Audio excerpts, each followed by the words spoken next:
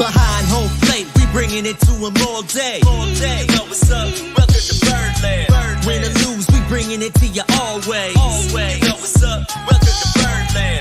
Orange or black, we rebuild the pack. No matter where we at, you know we coming back. Section 336, we on this, so tune in. You know what's up? Welcome to Birdland. Yeah, welcome to Birdland. You know what's up? Welcome to Birdland. Now, here come the boys from Section 336.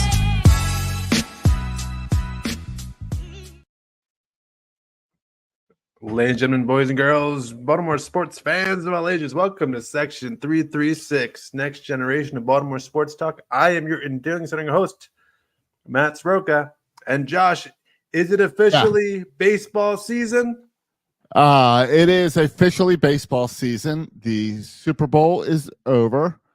The hopefully the Taylor Swift era is over. Yeah, I want to get your ESPN. reactions. Thoughts on And Taylor then- Swift's outfit, how often she was shown. Right. What's your breakdown of Swift yesterday? Well, let's focus on baseball. It's also baseball because I am full blown into Little League mode now and coaching mode. All right. So I've Well, had. before we get there, Josh, we got lots of baseball.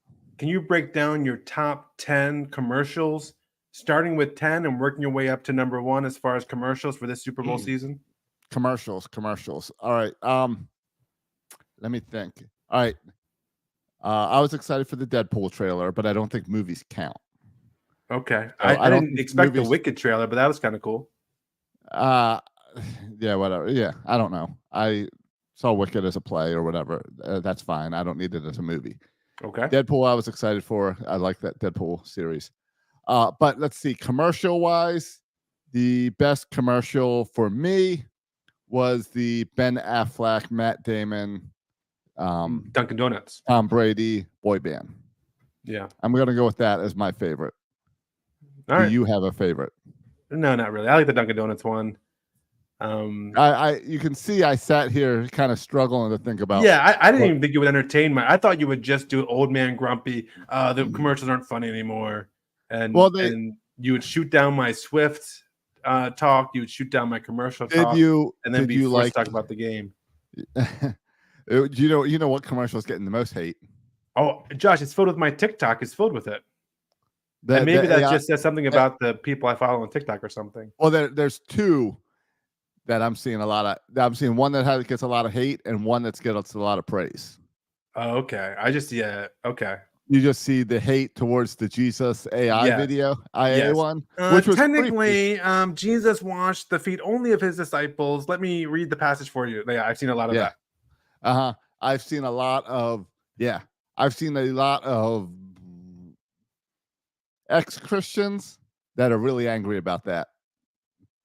About that commercial. Yeah. They're it's turned into two camps. There's the pro Jesus commercial and anti-Jesus commercial. It's a pretty strong rift within the Christian community there. And you know what my view of that is? I don't care. Yeah. I don't care. I think it's a waste of money, but I don't care. Yeah. I think the theological debates are interesting to watch play out. I think if you took $10 million and went and spent it on serving homeless people rather than a commercial about serving homeless people, you'd make a bigger impact. Well, careful, Josh. That's how Sam Bankman-Fried. I'm reading his biography right now, and that's how. Wait! Forget everything else we're talking about today. Yeah. Sam Bankman-Fried is the guy who's like going to go to prison, right? Yeah. He's the curly hair guy. Yeah. He's got the fro. Yeah. He's basically, his parents were rich, like financial people, and they handed him this stuff, and he screwed it up. No. His parents aren't rich. His parents are college professors. And let me tell you, from a guy who's a college professor, college professors with connections. No, but he went to he's a brilliant dude, and he went to MIT, and he's a brilliant math mind. Yeah. He is not. There's no way that guy's brilliant. Josh, he's not brilliant in the sense of social skills, but in terms of math, he's brilliant. That's why he went to MIT, and every kind of freaking what do you call it? Hedge funds, all these financial guys, all wanted him for his math brilliance. Then how did he screw FTX up so much? Because he's a straight criminal. His mission, Josh, do you know what his mission was? No, he's a weirdo. his mission was to make know. as much money as possible so he could give away as much money as possible for the Yes. greater good. I do know he gave a lot of money away, but didn't he give a lot of it away to like Ukraine? Well, his whole purpose, I haven't gotten that far in the book yet. His whole purpose though was, there's a rumor that he offered like Donald Trump $100 million to not run or something. I don't know if that's true, but no, the whole point is he had this philosophy that we need, and there's a whole group of these people. We need to kind of do whatever it takes to make as much money as possible so we can do the most good with that money. And that was his thing. And while doing that, Yes, but that goes back to, you can do that and you can be a good person, like our new owner, like the Orioles' new owner. Are you comparing new owner to Sam Bankman-Fried? I don't think that's no, fair. I'm saying Sam Bankman-Fried is a weirdo, and I can't believe that there's even a biography about this guy. Yeah, it's by the same guy who wrote Moneyball. I told you I was reading it. It's what's it called? It's called Infinity or something. Oh, well, that's why you told me, and I'm like, okay, I have no clue what it is. But Going Infinite is Going there it Infinite. is. Yeah, and that's a cool title. That By sounded Michael Lewis. great. That sounded good. You said it, Going Infinite by Michael Lewis. I Yeah. know that's the Moneyball guy. I'm like, yeah, that sounds like something cool. I'll check out. I didn't know it was about that weirdo. Yeah, I don't know why you're so down on this guy. This guy is kind of entertaining and hilarious. He's taking meetings with some of the most important people in the world, and at every meeting, he's playing video games. So he's only That's doing what meetings with these and he's playing video Yes, games and and kind he's of half playing listening. Fortnite. I know. Yeah. Yeah. I know. He's a weirdo. All right. And Josh. his girlfriend was like some banker too. It's all weird. Okay, I'm not going to talk to you anymore about this. I hate doing this until you read the book, and then maybe we can have a conversation. But so we have the same kind of background knowledge. Josh, Super Bowl. We'll read a different book together. Let's stick to Yeah. baseball for our book club. That's fine. Hey, I Super wanted Bowl? to say Super Bowl. Yeah, just First a of few all- years ago, it was filled with FTX commercials. Yeah, there's no FTX commercials on this No, time. no I didn't FTX. see any crypto commercials at all. In fact, No, just a lot of Temu. Yeah, Shop like a billionaire. Temu. It's pronounced something like Temu or something. Temu. Yeah. It was pronounced It weird. was which a is- weird I was like, pronunciation. I didn't know that's how you pronounce it. And it's like, yeah, buy all this Chinese junk that is knockoffs of the real stuff Yeah, but Shop really like a good billionaire. prices. But really good prices. at Temu. So I had a bunch of people over at my house. Can I just say this first of all? Wait, you had a Super Bowl party? Yeah, well, Taylor Swift party, and we watched the Super Bowl there. But You have friends? well, not really. What happened Okay. is we're involved in church and we have a small group, and Okay. and we were at our house the other day for small group, and someone mentioned the Super Bowl, and we have a nice house. It's friendly. Oh, it's good for kids. You had and a stuff. bunch of people invite themselves over? Well, somewhat. They said, "Hey, listen, what if?" And this is before the AFC Championship game, before we played the Chiefs. What if we had the Super Bowl party here? And I was like, "Guys, I'm sorry. I would love to, but if the Ravens go to the Super Bowl, which they probably will, I'm going to go to Florida, so we can't have it." And then they said, "Well, what if the Ravens lose? Then we can have it here, right?" And I said, "Yeah, I don't care, because Josh, you ever do this? You know me. I do this all the time. I commit to things that I don't really commit to at all. I don't want any part of, but I commit to it thinking I'm going to have an out where I won't need to fulfill my commitment." Right. And so I Okay. thought I was 100% sure the Ravens would win, and I would not have a Super Bowl party. I'd be watching the game with you and Dad, which is my preference. I don't like Right. to watch it with 20 people, with you Right. and Dad, and that was my plan. And then the Ravens lost, and so then I was on the hook to host the Super Bowl party. Yeah. And by I'm on the hook, I mean Emily is on the hook to host the Super Bowl party. I was just there. I will never, as you know, I've hosted many large Super Bowl parties. Big game parties. Yeah. Yeah, big game parties. Yeah. And it was always because the Ravens were not there. And I did Right. not care about the game. I will never do a Super Bowl party if it's a game I care about. Yeah, I agree. Yeah, I didn't care about the game, to be honest. I Me didn't care either. about the game. So I was okay with that. Quick question, Josh. So it was a small group, and then other people were there too, because you invite friends of friends or whatever. So Okay. it was in the end, I think there was like 25 people here or something. You had 25 people over for Super Bowl, counting kids? That includes kids, yeah. All right. So All right. a Did handful of those- was Emily kids. pro Super Bowl party? Yeah. All right. She was. I mean, out of all these people, there was literally only one person, one other guy who even liked football. So, but they were. I mean, it was a lot of people in their mid-40s. A lot of women were there. It's mostly a women party. All right. Well, They were all about the halftime. I mean, that halftime show was built for this population of women and white women in their mid-40s. They were all over this. Too bad the sound was crappy. I am jealous of you, and it must be because of the little kids. Yeah. But the fact that you've only been in Macon for what, 2 years? Yeah. And you've you've got 25 friends to invite over. Well, again, small group, church, associates. I was going to say it'd be a stretch for me to find 10 people to invite over for a party. Yeah. I don't know if I've used the word friend. I mean, I guess it'd be like right. I'd have to invite people from work who are associates, people from my softball team who are associates. I don't have friends yet in Florida. Yeah. Well, and this was a situation where maybe, a portion of them were small group people, and then they would like invite one or two friends. And so then those friends would come. Right. That's called a house party.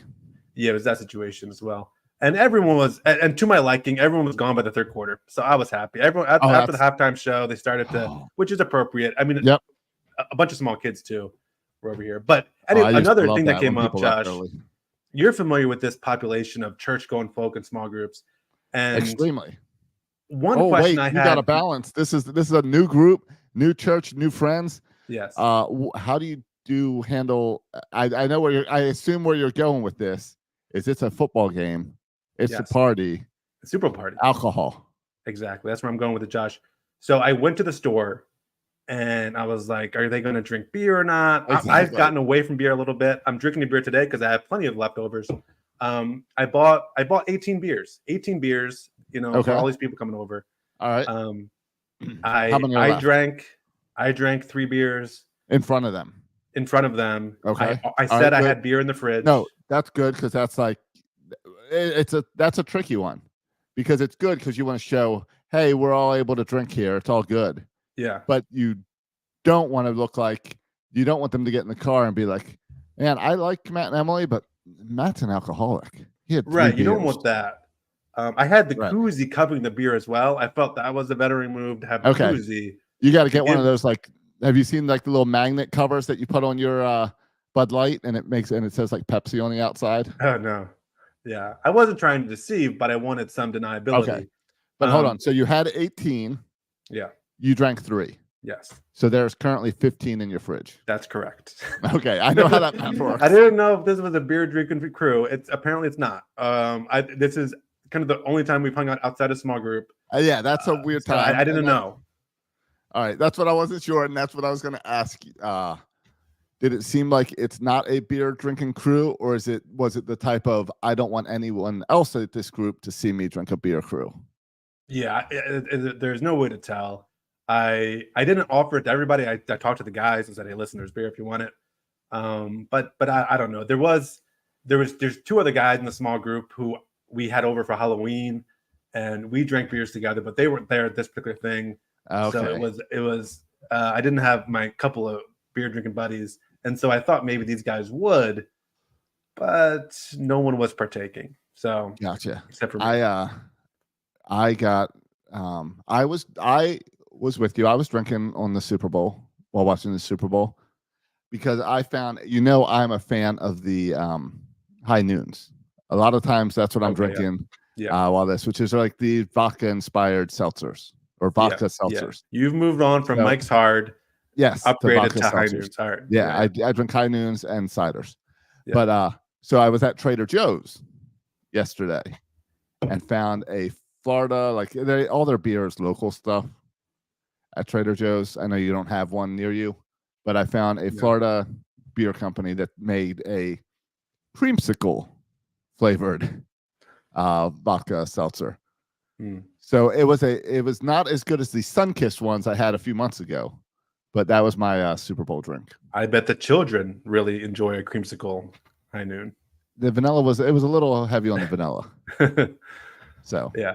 So but yeah, The Super Bowl was fine. I enjoyed seeing Kelsey get all mad at the coach because I hate Kelsey and I love on the national stage everyone calling out Kelsey. That makes me happy. Yes. Did you see the hate of like the Taylor Swift fans that now think that Taylor needs to break up with Kelsey because if he yells at his coach like that, he's going to yell at her like that?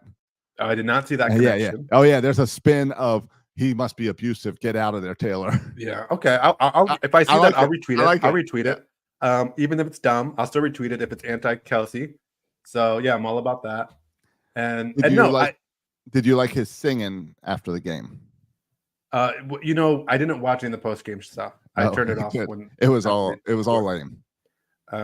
I did see a couple of the highlights interview, like when the guy who caught the touchdown didn't know he's my favorite. He's my favorite Chief.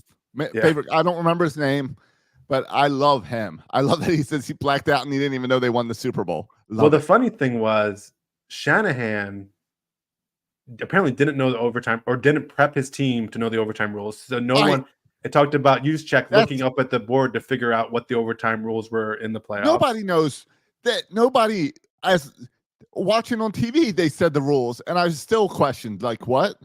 Why do we have rules in the Super Bowl that are different than in the regular season?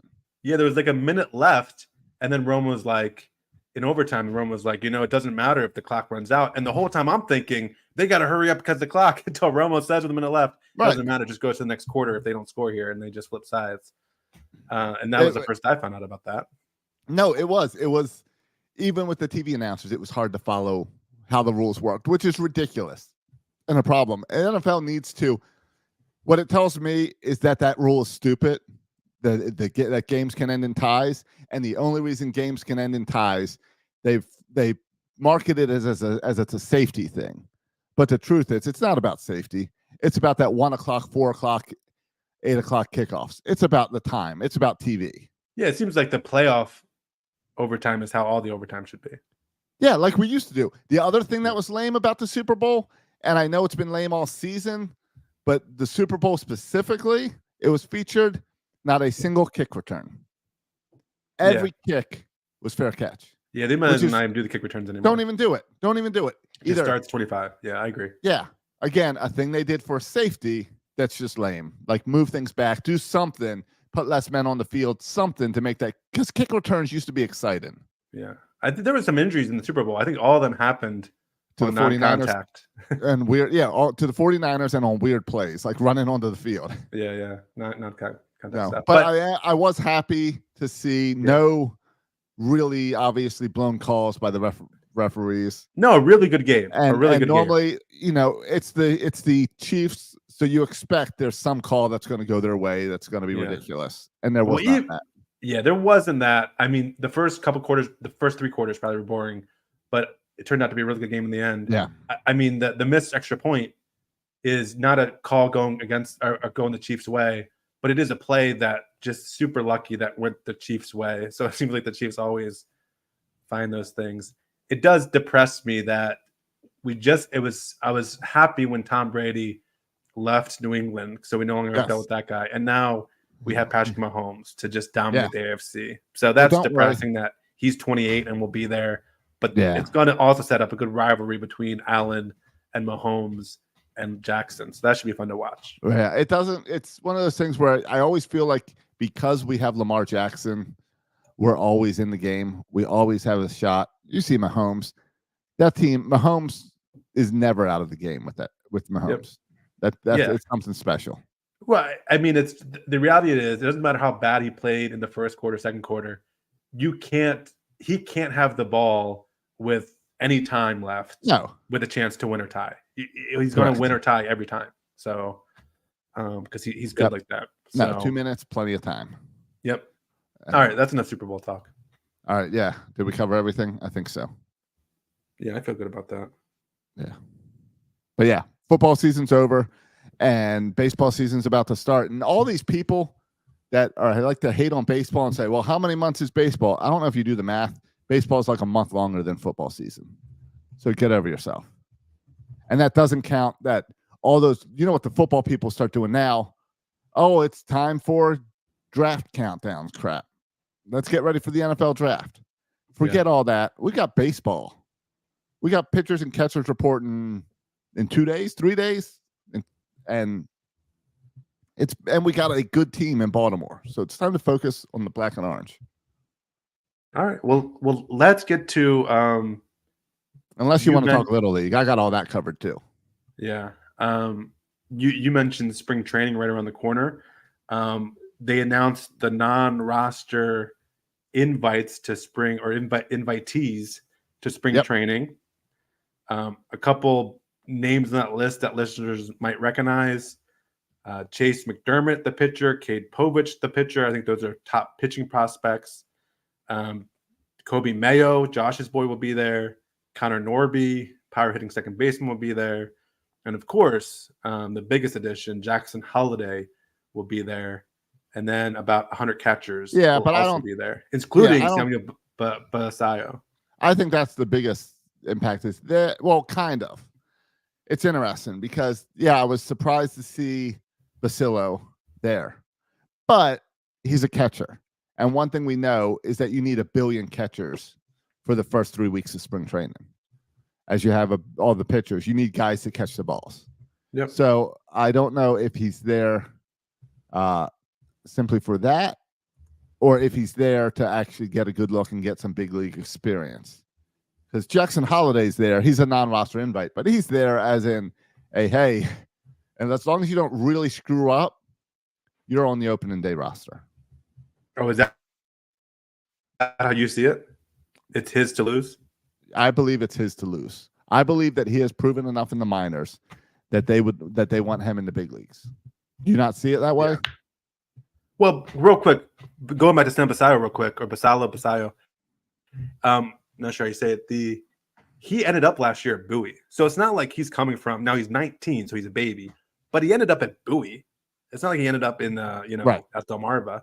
And so I think it's conceivable, right? If he ends up at Bowie, he's going to start at Bowie, and he's going to move up to Norfolk halfway through the year. So I don't think he's that far away from the Orioles. And so, no, I think he's there not just to catch balls. I think he's there to get some playing time and to get some experience with players he's going to be playing with in a year and a half. So, no, I think that's intentional. Right, but he's a year and a half. He's not this year. He's not even August. Probably not. Okay, good. Yeah, that's in terms of Jackson Holliday, everything Mike Elias says seems to point towards Jackson Holliday having every chance to get the position. I don't know where it's at, shortstop, third, second. Everything that Mike Elias says seems to be Jackson Holliday is going to have every opportunity to make the open day roster. With that said, the Orioles this week have claimed 2 shortstops. Right. And then, a couple weeks ago, they got another infielder, Tyler Nevins. Tigers. Yeah. And this week they got Livin Soto from the Angels, not that Soto, and Nick Maton from Detroit. So they're stocking infielders here. I guess as a plan B if Jackson Holliday doesn't work out. But yeah, I would expect Jackson Holliday to make it. I think it doesn't hurt that the rookie of the year winner gets the extra draft pick, so that's the motivation there. But even outside of that, I don't think Mike Elias slow plays guys. I think when they're ready, they get called up, and if they feel Jackson Holliday is ready, I think he's going to be sending up. And knowing kind of a little bit about Jackson Holliday's offseason based just on videos I've watched on the MLB app and stuff, and Jackson Holliday's Twitter. They built the whole indoor gym for Jackson and Ethan Holliday. Yes. And you don't think he's going to come into spring training super ready to compete? You don't think he knows about how he could win a roster spot? There's no one going to come in as ready as Jackson Holliday. So I have every belief that he's going to get to spring training. He's going to be in great shape. He's going to tear it up. And he's going to make the open day roster. Yeah, that's my expectation. And is it going to be too much for him? No, because his entire life he's been surrounded by the major leagues. He's been going to spring training since he was a little baby. It's not a big deal to him. Well, and he's in a really good position, right? Because even if you made up a lineup now, where is Jackson Holiday in this lineup? I would say he's batting like 7th or 8th, right?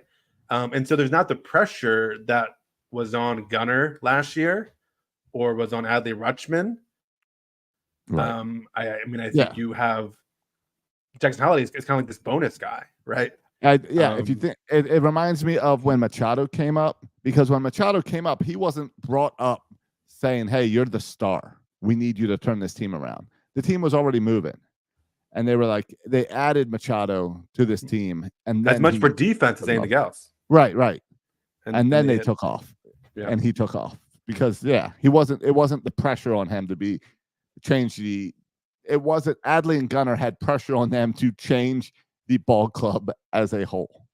Yeah. And they did it, which makes it easier on Jackson. Yeah. Now I could see scenarios where Jackson doesn't make the open day roster. Right. Now that's what Stewie in YouTube just commented about. Jordan Westburg should be on the roster, not Jackson Holiday. I would assume they're both on the roster, but it gets tricky. Yeah. I mean, Jordan Westbrook's on the roster. There's no doubt about it. He performed well last year in the majors. I think he's set up to have a nice big year this year. So, Jordan's on the roster. I mean, if you look at the infield, here's who I guarantee is on the roster. All right. Ryan O'Hearn's on the roster. All right. Ryan Mountcastle's on the roster. That's your first baseman. Okay. And then in terms of shortstop and second base and third base, you have Gunnar Henderson. He's on the roster. Jordan Westbrook, he's on the roster. Okay, that's the definites. All right. And then the other two guys that were there last year that aren't definites, I don't think, but were there last year is Jorge Mateo and Ramon Arias. Yep. And we've been talking about it for a long time, and it feels like it's still true that at some point you're going to need to make a decision who you want to keep, Mateo or Arias. Right. Especially if you come out of spring training and you see your everyday starting positions to be Mountcastle, Westburg, Holiday, and Gunnar. Right. And moving Gunnar. I'm in that scenario. I'm moving Gunnar to third. I'm putting Holiday at short. And maybe I do a lefty righty with Mateo at short and Mateo Holiday. But I don't know. I can see Mateo staying on the bench for speed. I don't know. I'd be surprised if the Orioles were not trying to trade Urias this offseason. Yeah. It's interesting. Mike Elias came out and spoke about Mateo and said he's going to be giving a lot more reps in spring training on center field. Which makes sense. It's a way to try to get him into the game. Yeah, and that's an area of need, right? I mean, we saw what happened last year when Cedric Mullins went down, and we had to go sign Aaron Hicks just randomly, who was fortunate enough to be a free agent. Worked out nicely for us. But, we didn't have a plan B for Cedric Mullins going down. Also because Colton Cowser was hurt at the same time, right? And so some of our outfielders like Kerstedt and Santander are better in the corner outfield positions, so you need depth specifically at the center field position. So I think it's another way to try to keep Mateo on the roster. Yeah. Which I think is good because I like Mateo is that bench player you want. And Mateo is the guy who has shown flashes. I believe one of my bold predictions last year was that he was really going to step up. And I think we saw it for about a month where my prediction was looking well, and then he fell apart. Yeah. But the Orioles are in a position now. This was not true two years ago, where a guy like Mateo, who's shown flashes and super talented, can get 400 at bats to try to figure it out. Mateo on this team, as it's constructed, is not going to get a ton of at bats. Now, Hyde is creative and likes to use his bench a lot, and that's great. And so I think Mateo will get some playing time. But if Mateo is the kind of guy who needs to have, he needs to bat every single day in the lineup to get hot, it's not going to happen this year. It's not. We have too many other talented players. Unless, right. At least not in Baltimore. Right. And now without injuries. Yes. So assuming no injuries, he's not going to be an everyday player in Baltimore anymore. Now, could he be a super utility guy? Could he be the perfect pinch runner in those extra inning games? Is he a guy you want for the playoffs for what he can do on the bases? Absolutely. I hope he plays really well at center field. This also could be, by the way, a way to also maybe increase his trade stock. If you can say, hey, look at him. He can not just play the infield. He can also play center field, and so maybe that increases his trade value a little bit. But yeah, I'm curious to see if there's room on this roster for Ramon Urias and Jorge Mateo, because I'd take Westberg, Henderson as kind of guaranteed spots, and if you had Holiday into that spot too, which I think is very likely, then who's going to be that utility infielder with Jorge Mateo and Ramon Urias? And maybe you try to keep them both in, but then that crowds out your outfield, right? And so there's going to be a lot of interesting stuff to watch this spring training in terms of playing spots. Yeah, I can't wait, and it's interesting because it's going to be. We always remember we had that Norfolk shuttle for a while with pitchers up and down, and they were constantly moving stuff. You can't do that as much with fielders. It's not as easy and convenient with guys that play every day. But you're also in this position where we have so many young guys. At what point is it going to be, hey, let's bring the hot bat up? This guy's doing really, really well in Norfolk. Let's bring him up and see if it can stick. Because we've got a lot of space, and maybe we can keep one less bullpen arm now that we have one of the best rotations in baseball magically. Maybe that helps out with giving us some more bench spots for this. Yeah, it could be, but you don't see the signings of Nevin and Soto and Matan. You don't see those signings in any way impacting. No, that's the open day roster. That's depth because someone has to play in Norfolk, and it's injury. It's preparing for injuries.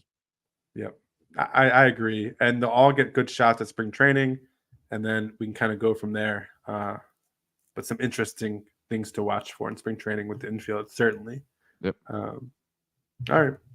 I think that's did the new infielders non-roster and anyone else from the non-roster invites. I mean, Kobe Mayo, it's good to see him there, right?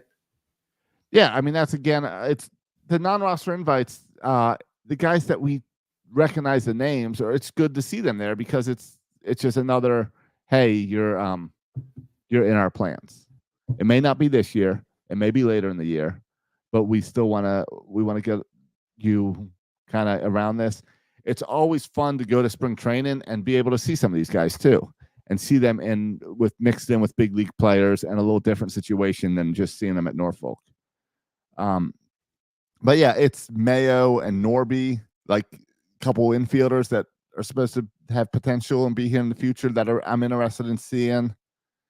A lot of pitchers whose names I did not really know. So that's interesting. And then catchers, it's just a bunch of catchers. I found it odd that, and I think it's telling for the Mateo to center field, that there is one non-roster outfielder that we got invited. Yeah. And that's not your boy. Your boy from Single A is not getting a non-roster invite. Yeah, that's the only one I was a little bit disappointed. But that's a missing. Enrique Bradfield Jr., yeah. Yeah, I would have liked to see Bradfield up here, but clearly they're planning on taking it slow with Bradfield. Yeah. But yeah, in terms of, I mean, he's the only top prospect that's not on this list, right? So all our top prospects are either currently on our roster, like Colton Cowser and Heston Kjerstad, or they got the spring training invites, like Mayo and Norby and Basayo. So like all the best players in the organization are going to be at spring training. Yes. So that's going to be fun to see. And listen, I don't think Basayo is going to last very long. I don't expect him to be there till the end of the month, but it's going to be. This is what the Orioles seem to do, where they'll invite the young prospects to kind of have a cup of coffee in spring training before they send them down, right, which I think is cool. And there's still, it's cool. And there is room on our 40-man where we can take some people off of it if necessary.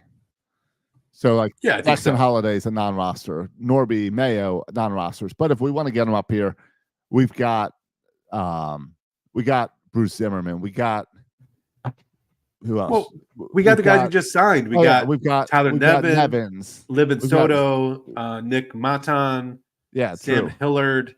Those are 4 offensive kind of position players, right? That we wouldn't cry if we lost them tomorrow, right? Well, where do you? I know we're focusing on infield this week, but how do you see Kjerstad fitting into this roster? Yeah, if you look at something that's interesting, Josh, is he is a lefty. Yes. So is if you look at the outfield. So let's look at it. Stowers, lefty. Mullins, lefty. Kerstadt, lefty. Kowser, lefty. The only right-handed hitting outfielder we have is Austin Hayes. Right. If you want to add him, and then Santander is the switch hitter. Yeah. So we're very left hitter heavy. Right. So And Kerstead is up for his bat. right. And so I said this to say, like, well, maybe you could just platoon, but it seems like we got all a bunch of lefties. So everyone's going to want to play, and you only have so many spots for these lefties to play. Right. So you'd be sharing a DH spot, not really a outfield spot. Yeah. So I would assume like a typical outfield against a left-handed hitter, I'm sorry, against a right-handed pitcher would be Mullins in center, and then Hayes, and then Santander. Right. Maybe Hayes plays less against righties, and you play Kerstadt more. But then all of a sudden, that kind of become a weak outfield if you have Santander. Well, and you Kerstedt can't, you can't do that at any home games, because home games now with the left field wall, we need 2 center fielders out there. Right. That's what makes Hayes so good out there. So that's why you need Hayes out there. Yeah. And that's why I thought we'd see Bradford come up faster. Now, Colton Cowser, I think, also profiles as a center fielder. Colton Cowser might be able to play out there.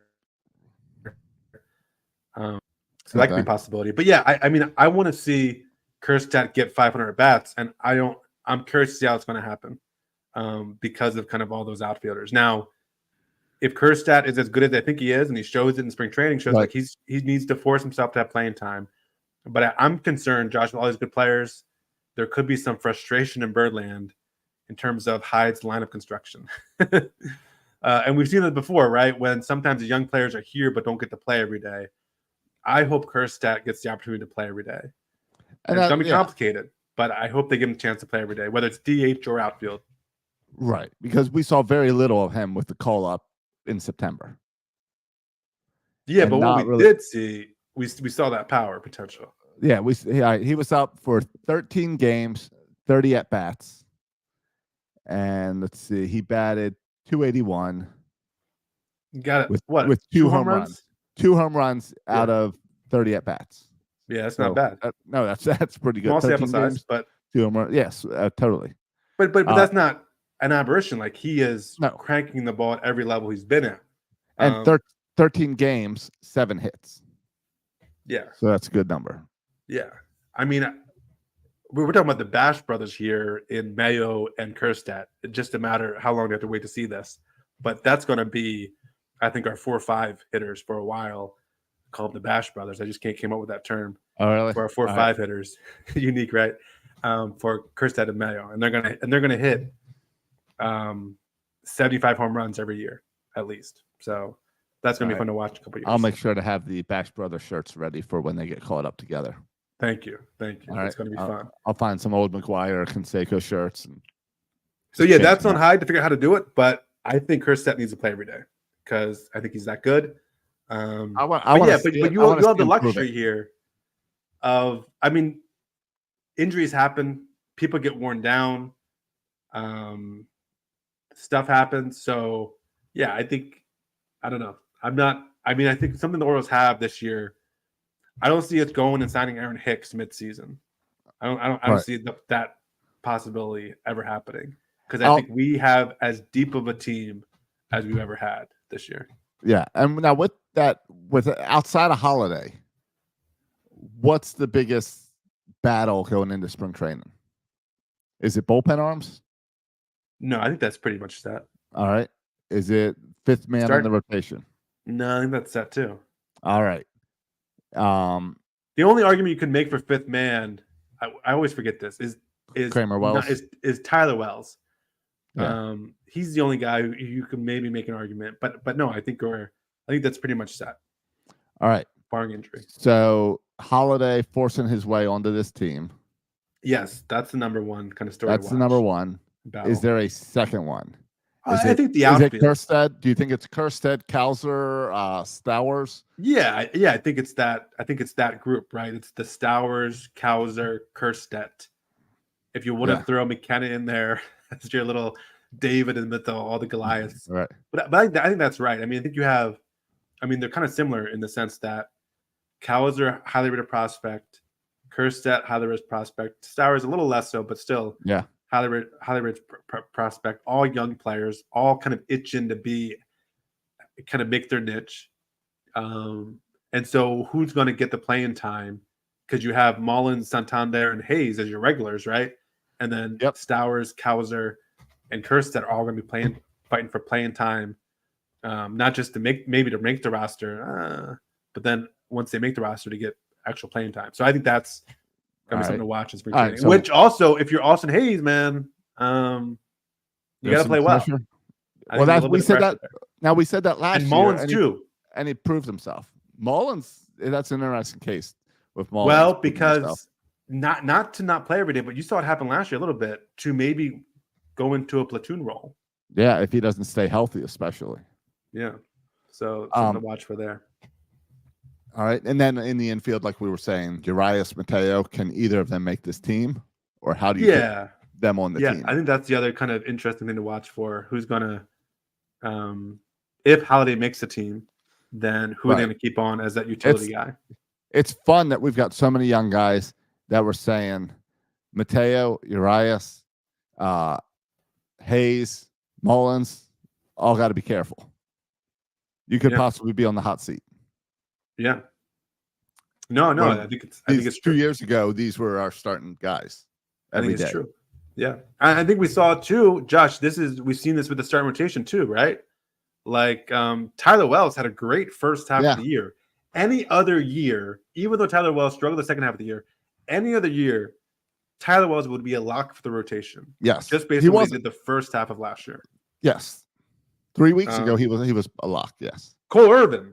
We would be talking about Cole Irvin getting another shot in any other year, but we haven't even mentioned Cole Irvin. No, and again, it's going to put pressure on everyone because Burns is set. Yeah, but Means. What if Means comes back and he doesn't look like the John Means of past? What if Kramer can't put it together like he did last year? Yeah, I mean, I think Kramer's on the all these guys are definitely like they got to prove it because we've got Wells sitting there, we've got Irvin sitting there. Irvin, I saw he's been posting online. He's got like a new slider or something. Okay. So he's been. All these guys are working. Irvin's got a chip on his shoulder that he's now a bullpen guy. Yeah, he was traded. Remember, he was traded for a good prospect, right? And the plan was for him to be in the rotation and to build off the season he had at Oakland. And he just didn't have a great year last year, so it's moved to the bullpen. So yeah, and it's not inconceivable that at some point this year he's going to be called upon to start. And if he pitches well, it'll increase his chances, right, of getting that starting spot. Well, beyond that, all these guys are coming into Sarasota in theory in great shape. We used to talk about, I got to see the photos first. Let me see Chris Tillman's tummy. Let's see the bellies and the beers. Yeah. We've got a bunch of young guys who keep coming into Sarasota in the best shape, ready for baseball. They're working out year round. They've got the facilities. Like you were talking about Jackson Holiday. They're coming in ready to compete, especially when they know that this team can go all the way. Yeah. That puts even more pressure to be like, I need to come in the best that I'm in because there's always someone breathing down my neck. Well, yeah, I mean, Ramon Arias and Mateo, they are very aware of these young players, right? Cedric Mullins, I'm sure, right, is aware. And there could be a negative aspect to it, right? Like competition's good, but you don't want like them putting too much pressure on themselves. Like I could see that getting Cedric Mullins into some trouble, right? You mean like McKenna the first month of last year? Where it seemed like McKenna was making errors every night. Okay. Yeah, but McKenna turned out to have a decent dropped year. the ball in Boston. Yes. Fluky stuff happens. But yeah, I think you can put too much pressure on yourself and then you cannot perform. So that's a danger too. But yeah, I mean, there's a bunch of young, hungry players. I mean, this is what we've been projecting out since Elias got here, right? This is what we've been waiting for. All these chips falling on all these chips going to fall in the row, and they have. Yeah. And so now we have kind of gluttony of talent, and they're all here or knocking on the door to be here. And so this is kind of as good as it gets. It's pretty sweet. Do you think with this gluttony of talent, do you think we trade someone during spring training? Yeah, there was talks. Like last year, remember, was it the Dodgers that had a big injury and we were looking at Mateo and saying, oh, yeah, you guys should be taking Mateo. Well, we've got guys now that we can afford to give up some guys. Yeah. There was talks about, I'm blanking his name now, that we were looking at a reliever for the Brewers possibly, and looking to get him. I forget the exact deal, but anyway, like trade for a reliever perhaps. I guess the possibility is there. I don't see it likely at this point. I think a better possibility is we reassess at the deadline and say, okay, we still have the pieces, because everyone says we still have the top farm system all of baseball, and so we still have the pieces to go out and get a weapon if we need to at the deadline. But I mean, I don't think Mike Elias. I think Mike Elias probably lost sleep over trading 2 prospects and a draft pick. I don't think Mike Elias likes that. Right. He doesn't. No, he doesn't like trading anything. I mean, those are really good assets that cost no money, and you get an expensive 1-year rental for him. So, no, I don't imagine we'll do any more moves. Yeah. The other realm we could go is, I mean, Jordan Montgomery, Blake Snell are still out there in free agency. Trevor Bauer. Josh taking a don't forget about Trevor Bauer. Trevor Bauer's there as well. Josh, careful. I think you mentioned his name and our podcast is canceled. I'm not sure how that works. I brought him up a few weeks ago. I've been saying Trevor Bauer would be a good option for the Orioles for months. I disagree, Josh. I disagree. I know. And I think we had that discussion on the podcast or off the podcast. At some point we had that discussion. You're worried about bringing a head case into a clubhouse of young people, I believe was your argument. So, but there's guys more than beyond a head case, but yeah. I think it's second chances. Can I make another argument for some guy? Can I just make a stupid argument for a guy that we maybe should bring in? Yeah, let me hear your stupid argument. Right, this is stupid, but I think maybe we should do it. I mentioned before, if you look at our lineup, we're really left-handed heavy, which makes sense because the majority of starters are right-handed, and because of kind of our stadium, right? There's an advantage to left-handed hitters at Camden Yards. Yeah. So if you look at Jackson Holliday is left-handed, Gunner's left-handed, O'Hearn obviously is left-handed, and then I mentioned the outfield, Cowser, Kerstedt, Mullins. So we have a problem. I think we're going to run into problems against good left-handed starters. We could use another good right-handed hitter who only bats against lefties. And all right, so you're looking for a platoon guy, a right-handed hitter, platoon guy to just maybe DH and hit against lefties. Let me think. Has he been an Oriole in the past? No, but he's been a Red Sox in the past and has crushed the Orioles in the past as a Red Sox. All right, let's see who's out there. Is JD Martinez out there? Yeah. No. Last year, JD Martinez. I know he's old. I don't know what his age is. Is that who you were thinking of? Yeah. All right. I could not even find him on this list. All right, he's down there. He's had 33 home runs last year, Josh. 33 home runs for the Dodgers last year. That's not too shabby. I don't know if 33 for us without Wall there, but he could hit some doubles. He could get on base. And again, just not defensively. I don't want him playing defense ever. And I don't want him playing every day, but a 1-year deal with JD Martinez just to hit against lefties, I kind of like it. Yeah. Current rumor is the Angels and the Mets have reached out. Okay. Well, I'm officially reaching out now as well, so you can add me to that list. All right. I don't. Angels, mind. The Mets, and Matt has reached out to JD. I don't mind JD Martinez. And I'm biased because he crushed us in Boston for all those years, and I know he's not the same player he was then, and I know he's slow and all that stuff. I know. I'm pretty proud of myself for pulling that name. I'm pretty proud that I was able to pull that name based on you saying a guy that was former Red Sox that killed us. Yeah, proud of you, Josh. Because when I first looked on the list, I was like, "You're not going to say Hanser Alberto, are you?" Because I'm like, "What's a crazy name that you would pick out of here?" And I know you're not going Josh Donaldson because he's out there because he's not anything. Yeah, I hate Josh Donaldson too. I hate So, Scott. yeah. So, And I mean, I listen, don't he's going to mind be a JD 1-year deal and Martinez. not cost you a lot. So it's just, and then if it doesn't work out, okay, bye. Yeah. The only other I guess move I I still guess like to see Cody him make. I guess Cody Go ahead. Bellinger would cost too much. Yeah, but he doesn't. Josh, he's another lefty though too. You're right. And He is so a all of a lefty. sudden he's competing with Kauser and Kerstad and All right. Stowers, and I don't want that. All right. JD Martinez. Yeah. Oh, Corey Dickerson's out there. He could come back. Yeah, those days are over. Thank Yes. you very much. Well over. It's nice to have the days where we don't just want our old people back who sucked then too. Well, I don't know if that move made sense even with the Even back then. Orioles. Yeah. The only other move, and I don't. Are you? Oh, never mind. He's already signed. I was just going to look and say, oh, one other guy that I might. Who good were you for going him. to go with? Fujinami. Did you know Fujinami signed? Yeah, with the Red Sox. The Mets. The Mets. I knew it was Northeast. Yeah, because I wanted Fujinami back. I saw enough glimpses that I wanted to really see Fujinami get involved here. So yeah. Well, I wanted him on like a minor league deal. That's what I was hoping, that no one would offer him and we give him a minor league deal. The Mets didn't give him But much. it looks like he got a good. Well, they got $3.5 million. That's not bad. Yeah, that's not bad for a guy, but we could have easily afforded that. Unfortunately, he signed before he made that. He got signed before we got a new owner. So who knows that's what why would we happen didn't sign later. him. Yeah, yeah.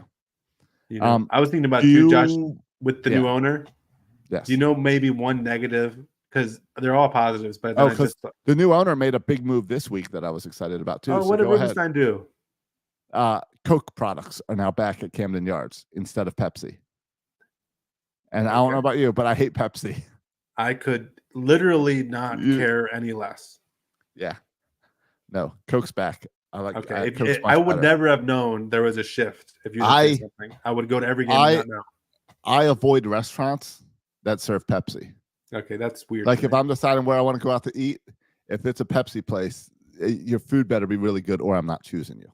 All right, Josh, I used to say that too, and then the year 2000, 24 years ago, I was on the streets of Toronto, Canada. All right, and there was a booth with the Pepsi Challenge set up. Yeah, and I did the Pepsi Challenge, and I thought I was a Coke guy, and I chose Pepsi. So yeah, did you ever think that maybe it was Canadian Coke? And that was your problem? I think, or maybe they lied and all the winners were Pepsis, and they just switched at the last second on me. Well, I think we should do the Pepsi Challenge here. All right, I don't podcast sometime. Again, I don't care. I know you don't. I know you don't. All right. So maybe, anyway, does Bert care about that? Maybe you can Bert can have a conversation. Thank you, Rubenstein, for that. You think that was a Rubenstein decision? You think he came in and said, if I bought a baseball team and I found out they were serving Pepsi, that would be my first move. That would be your first move? First move, yeah. All right. Fine. Shoot, Josh, I was going to say something. Then you made me lose my train of thought with that stupid switching. No, you were going to tell me that this week. You were telling me something about this week and the Orioles, I think. How did we get to? Rubenstein made a move. We didn't get Fujinami. Oh yeah. I said the one negative about yes, about the new owner. Do you think is this true? I was thinking about this. This is what I do in my free time now. Okay. First of all, I want nothing to do with Montgomery. Just to wrap up our free agency talk. I want nothing to do with Montgomery or Snow. No. It goes back to what I've always said: is I want a number one or no one, and we got the number one, so I want no one. Right. The Orioles are in a position now, boys and girls, where we only sign elite talent. I believe whether it's re-sign our own or sign free agents. I only want elite talent. I believe it was the MLB Network that put our rotation in the top 5, projected in the top 5. Yeah, and I know I said JD Martinez, and he's not elite talent, but he's like the 1-year deal. I mean, like I don't want to spend big money on a number 3 arm or big money on a Cody Bellinger. I don't want to. I want extend our superstars or sign elite guys, right? Sign an ace or extend our own guys. I'm done messing around with these guys. Because all Jordan Montgomery or Blake Snell is going to do is it's going to get in the way. They're going to get in the way. And both financially and roster spots.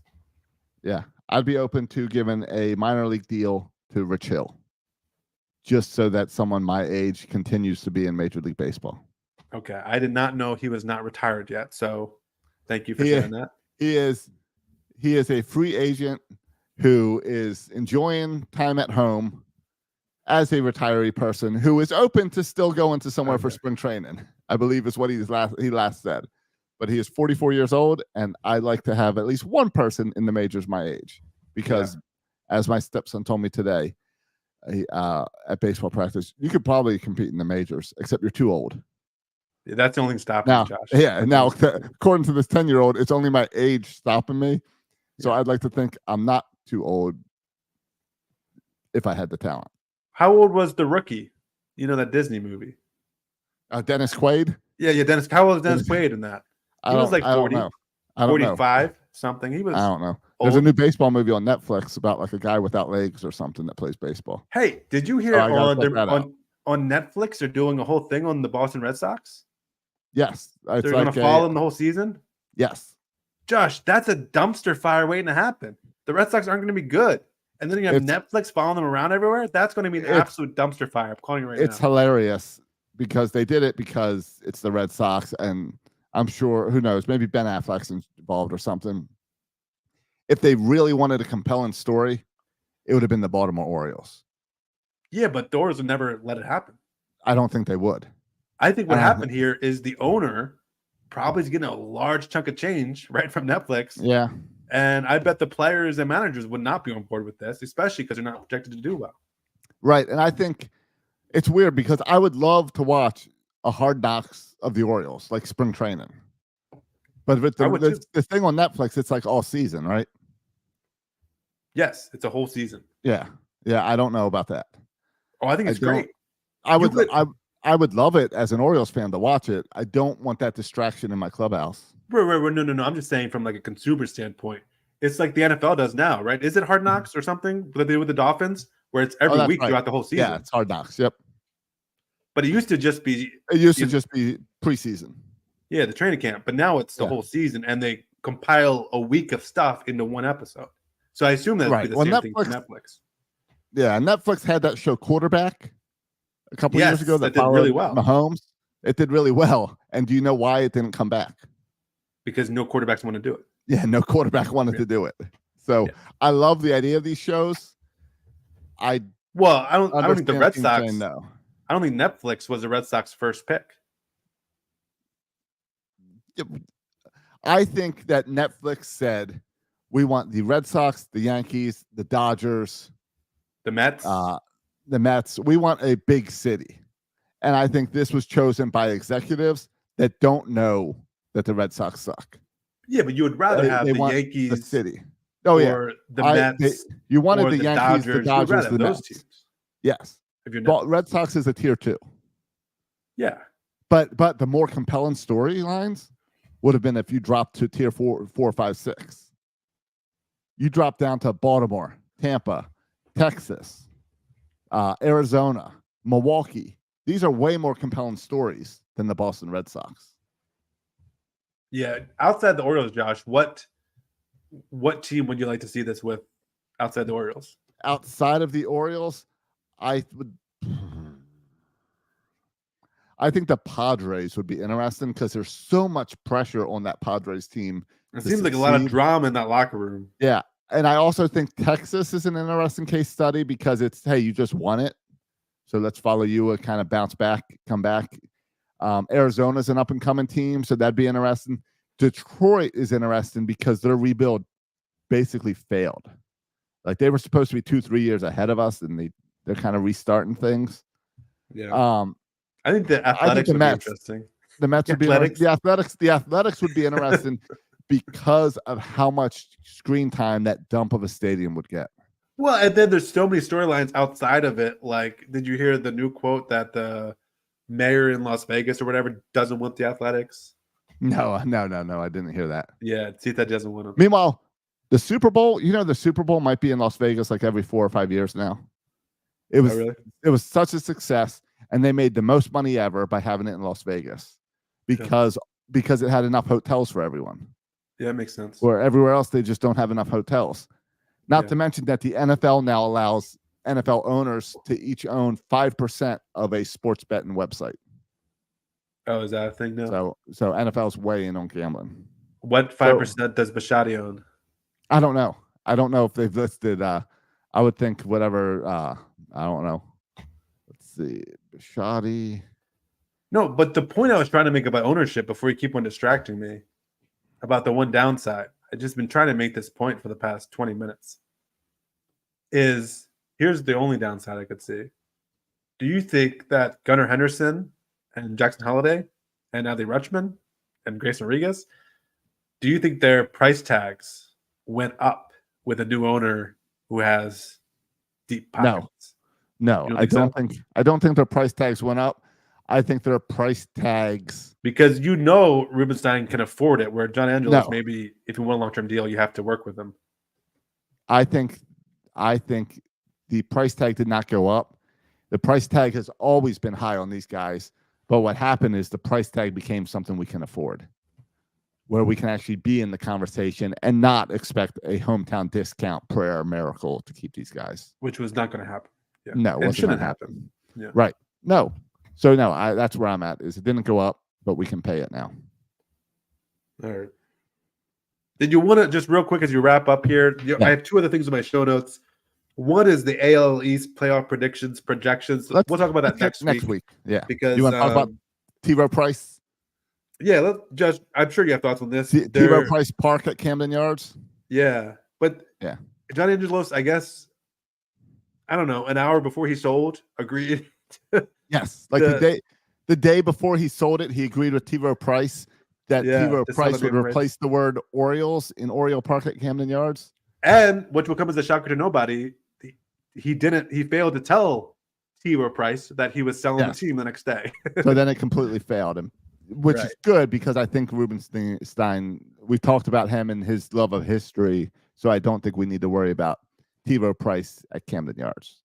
But now that T-Row Price is not going to pay for the rights of the stadium, I would like to offer that we would change the name of our podcast to T-Row Price Presents Section 336. Absolutely. As long as the same price you were going to give to Camden Yards, you give to us. I will give a discount. I don't even know what that number is, but I will do it for 1/10 of what you paid for Camden Yards. Yeah. I agree. I'm on board with that. I have no problem saying that every time. Great. Then I'll see you next week on the T-Row Price Presents Section 336 podcast. There you go. Sounds good. It's too bad John Angelos couldn't solidify the deal as one last kind of middle finger to Baltimore before he left. That would have been, if we would have had to call it that for the whole season, just as kind of, Angelos flipping the bird to us one more time. I kind of would have liked to see that happen. It would have made me laugh, but yeah, it's still Oriole Park Camden Yards. Oh man, I don't understand how Angelos thought he could get away with that. What was he even doing? Like, why was he even negotiating about if he was going to leave there? It doesn't. It's just so bizarre on so many levels. It's so weird. Yeah, like he might as well have made a deal to like paint the warehouse purple or something. Like it's just such a weird, or the entire side of the warehouse be a giant billboard advertisement, or like take the Baltimore Sun sign down or something, like right before he leaves. Yeah. Well, that's already happened. Well, no, that's the Sun decided to stop paying for it. Yeah. So, I know. Years before they took it down. Right. Which, sorry, but I think maybe another owner would say, yeah, it sucks they're not paying for that anymore, but it's part of our history to have that sign there that says the Sun. Yeah, it's not costing us anything. And it's not costing anything. It's kind of neat. We get to use the H and the E for hit or error. We like to flash that. It costs us nothing. So we'll leave it up there until we find another person that'll pay for that sign. Yeah. Instead, Angelos took it down and just left an empty, awkward-looking spot up there. Yeah. All right. Well, we got some spring training on the way, boys. Yeah. Now, by next week, we'll have pitchers and catchers. We've got these predictions to talk about. I can't wait to see some pictures. I don't think they'll be as exciting this year. Okay. But all right. Maybe there'll be one or two that we can talk about. If they're Right. like a bad angle, maybe sticking the tummy out a little bit. I don't know. I'm going to be scrutinizing these pictures. I'm going to be zooming in. All right. I'm going to be looking for any type of All right. Well, let's pick someone storyline out. here. Who do you think's going to look the worst coming into spring training? Oh, who will look the worst? Who will look the worst? Let's The each most pick kind of out of shape. Yep. Well, it's always a pitcher, so we It's can a narrow pitcher. it down to pitchers. Yep. I got one in mind. Oh, you do? I would say my guy, my man, and just because he's already a little pudgy to begin with, I'm going to go with Keegan Aiken as being Okay. All my right. guy. All right. That's Who's not a your bad guy? pick. I like that. I'm going with Bruce Zimmerman. Same concept, a little chubbier guy. Letting it go. He's got that Maryland guy. Gonna grow the beard out if he can, or at least patchy. But I haven't seen anything about him working out this offseason. Seen a lot of other pitchers working out this offseason. Zimmerman might be, but I've missed it. So I'm What going with about another Zimmerman. guy potentially, James McCann? He's got a lot of job security. There's no really, anyone competing him against him. He's the only other 40 ready. catcher in the 40 man. Yeah. And so he's got this year. He's a veteran. He can kind of, throw it in a little bit this offseason. That's true. He So might maybe be James McCann. he might be the most relaxed person going into spring training. Because when Yeah. you think about position players, there's a lot of battles going on. Santander is older with no battle, but he didn't get an extension, so it's his final No, he's year. of his playing for a contract. Yeah. So he's absolutely. playing for that. Lots of pressure on the pitchers. Yeah, there's pressure on everyone. Not James McCann. No, you're right. James He has no McCann, desire to start. He's not going to be the everyday starter no No. matter what he does. He's No. going to be a backup. James McCann's the guy. He's the Yeah. most relaxed guy going All in. right. I'm looking closely at James McCann photos. Yes. All right. That sounds good. All right. Let's get out of here.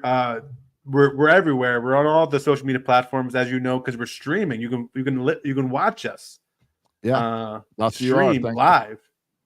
It's a lot of stress that I don't say the wrong thing because we're streaming live. Normally we edit this podcast you want so to much. talk more? You want to talk more about that Jesus commercial? Yeah. No, and I don't want to talk about Trevor Bauer either. So Right. How about the Kennedy commercial?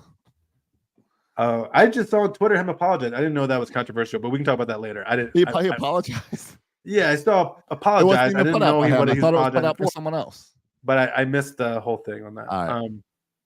I have to look into it after the show. But yeah, we're on Facebook and YouTube and Instagram and Yeah. Grindr. We're on all of it. You can follow us on X. You can follow me on X at Section 336. Oh, and it's been a while since we had a new iTunes review. Go to iTunes, give us 5 stars, write us a review, get the momentum going for the start of the season, people. I got an idea. Between now and opening day, if you put in an iTunes review and send a screenshot of it to us, we'll give away a Birdland Sports T-shirt on opening day. We'll choose one of the people who give a review over the next month and a half. All right, makes that sense. sounds good. And if you get multiple reviews, you'll pick a winner. All right, we'll do this. Since a lot of people have already given us reviews, Yeah. I will pick a winner of anyone that submits a review or a share on Facebook, Twitter, Instagram, anywhere that you share Section 336 and help spread the word. Just take a screenshot of your share and email it or DM it to us along with or podcast review, anything like that helps the show. Big sign at your work, anything you need to do that helps the show and promotes it, because that's what these iTunes review do, is it to help listeners find us. So anyone that helps listeners find us between now and opening day, we'll give away a shirt. Does that Look make at sense? Josh. Josh is like a social media guru. He's a promotion social media guru over here. I have love it. no clue what I'm doing with social media and stuff at social media. None If of us do. It's if okay. I just figured out this week how to make it so you could buy Birdland Sports shirts on Instagram. I didn't even know that Instagram had a store, but they do. And now you can click and buy shirts on there for Birdland Sports, because I got lots of new shirts up. So please go check those out. Working on a new site that'll hopefully launch before opening day, probably in the next week or two. So please support that. And remember, we got rid of ads from this show, so you can support us on other things. Absolutely. And you can follow us on X. You can follow me at Section 336. You can follow Josh.